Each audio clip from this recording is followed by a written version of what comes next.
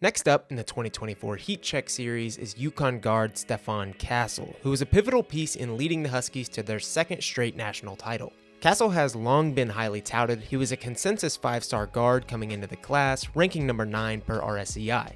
He stands at a pretty built 6'6", is likely truly hovering around that mark, maybe 6'5"-ish. Despite his length and versatility, he's oft categorized as a guard. Castle averaged 11.1 points, 4.7 rebounds, 2.9 assists, 0.8 steals, and half a block in 34 games while shooting 47% overall, 27% from beyond the arc, and 76% from the line.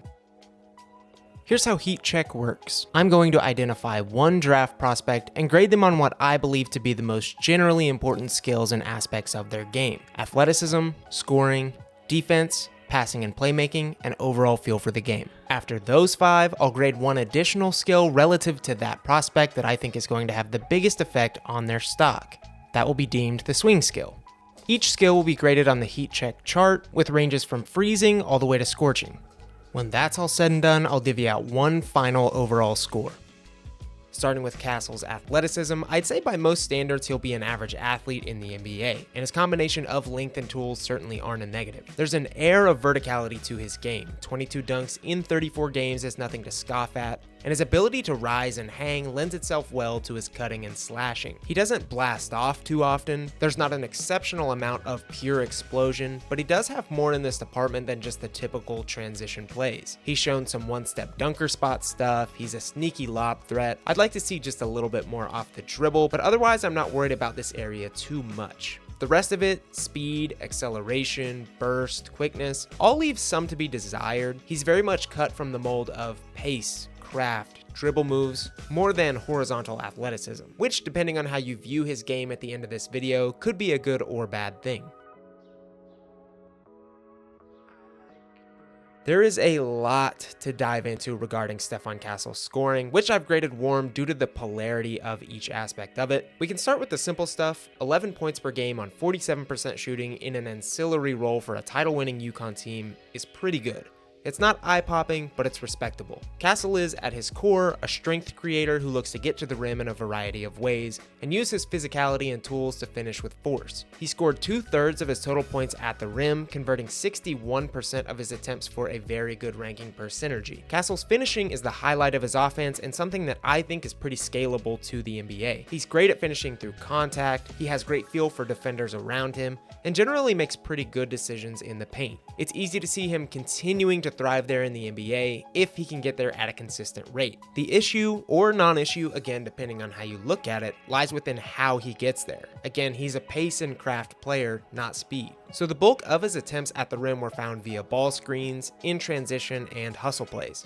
Castle scored 303 total points this season, 91 in transition, 74 spotting up, 64 as the pick and roll handler, 48 cutting, 38 on offensive putbacks, which is notable, and the rest was pretty small sample. He ranked very good in transition, putbacks, and in the pick and roll. The good news is the handle is really believable. He navigates space with ease, he was highly efficient in the pick and roll, even without the real threat of a jumper, and he showcased a lot of touch and patience in those situations. There's lead ball flashes, but nothing that necessarily screams he's a point guard from the get-go. More secondary tendencies jump out to me. We'll touch on it more later on, but the rest of it, jump shots, catch and shoot shots, dribble jumpers, have a long way to go before they reach the positive side of the equation. And any team drafting him will know those are the pain points to hit in order for him to reach his ceiling. Overall, there's a lot of different pathways towards success for Castle on offense, but also a lot of ways he could be left out of NBA offense if he doesn't land with the right fit.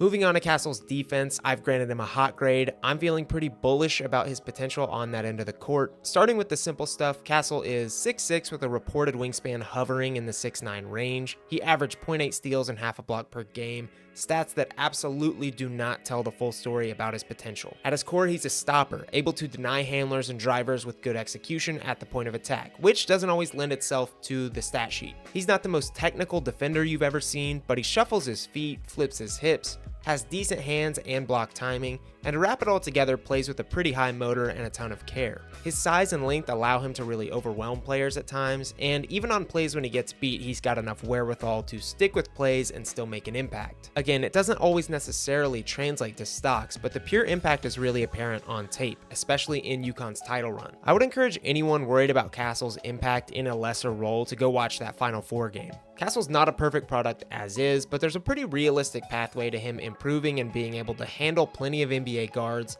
and even size up to pretty lengthy wings too. I'd be hesitant to say he can guard 4 positions, but a very solid 1 through 3 is great for his archetype. Moving on to Castle's passing and playmaking, I've gone with a hot grade, 2.9 assists per game, a 99 to 51 assist to turnover ratio overall is pretty good given Castle was used more as a wing than a true guard in his lone season with the Huskies. He has some obvious passing and playmaking feel. He's got good accuracy, rhythm, and velocity. His size and handle allow him to access near everywhere in the half court. Castle's able to be really reactive once he gets a paint touch, which is pretty massive for his development down the line. And a lot of the live dribble stuff, which isn't too seldom, really pops. His overall passing and playmaking skill set, to me, is more connective, which is not a bad thing. I think he makes reads look simple, he's a ball mover, he can function as a kind of glue for an offensive unit, or even a quick fix stim pack for when things get stagnant. But regarding the questions about his overall role, I'm just personally not seeing much on tape up to this point that really screams lead guard. Obviously, again, that wasn't his role at UConn. I'm sure the keener scouting eye can see those flashes, but I myself haven't seen much that just screams point guard. In terms of Stephon Castle's unquantifiable feel for the game, I've gone with the warm grade. Castle has good feel overall. He's a good decision maker, has that double positive assist to turnover ratio, shows great timing on putbacks, he can audible his finishing at the rim. There's nothing to suggest he's going to stick out for the wrong reasons in the NBA. Similarly to his passing though, I just don't know if I've seen anything at the collegiate level that really justifies putting him on the same level as, say, a Topic, Reed Sheppard, even Rob Dillingham. Again, Castle's type of basketball might just be better suited to a role opposed to stardom, which is probably not what people thought coming into his season. On to Castle's swing skill, which is shooting.